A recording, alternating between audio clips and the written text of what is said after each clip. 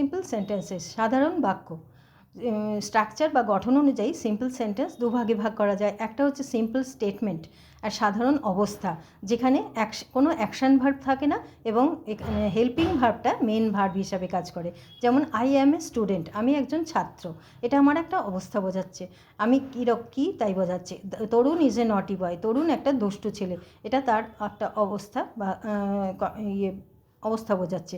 She has curly hair, তার কোকড়া চুল আছে, এখানে তার চুলের একটা অবস্থা বোঝাচ্ছে। দে আর অ্যাথলিটস, তারা কি, এখানে তারা খেলোয়াড়, এখানে তারা কি সেটা বোঝাচ্ছে। We have a Murphy radio, আমাদের একটা মরফি রেডিও আছে। এখানে আমরা কোনো কাজ করছি না, আমাদের একটা মরফি রেডিও আছে সেটা বলা হচ্ছে। ইউ উইল হ্যাভ এ কার, তোমার একটা কার হবে, এখানে তুমি কোনো কাজ করছো না, তোমার একটা অবস্থার কথা বলা হচ্ছে। হি ওয়াজ ওরিড, সে চিন্তিত ছিল, এখানে সে কোনো কাজ করছে না, সে তার একটা মেন্টাল স্টেট বা অবস্থার কথা বলা হচ্ছে। 2 নম্বর হচ্ছে legs of the chair are broken, চেয়ারের পায়াগুলি ভেঙে গেছে, এখানে ব্রোকেনটা হচ্ছে পাস্ট পার্টিসিপল ফর্ম আর লেগস অফ দ্য চেয়ার হচ্ছে সাবজেক্ট। এখানে সাবজেক্টটা কোনো কাজ করছে না, কিন্তু সাবজেক্টটা কী অবস্থায় আছে, ভেঙে আছে, সেটা বলার জন্য ব্রোকেন শব্দটা ইউজ করা হচ্ছে। এটা হচ্ছে 2 নম্বর।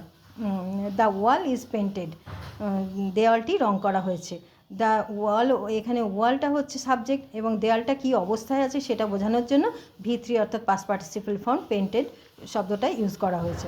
The room was white washed, রুমটা হোয়াইট ওয়াশ করা হয়েছিল, এখানে রুমটা হচ্ছে সাবজেক্ট, রুমটা কী অবস্থায় আছে সেটা বোঝানোর জন্য এখানে হোয়াইট ওয়াশড অর্থাৎ পাস্ট পার্টিসিপল ফর্ম ব্যবহার করা হয়েছে।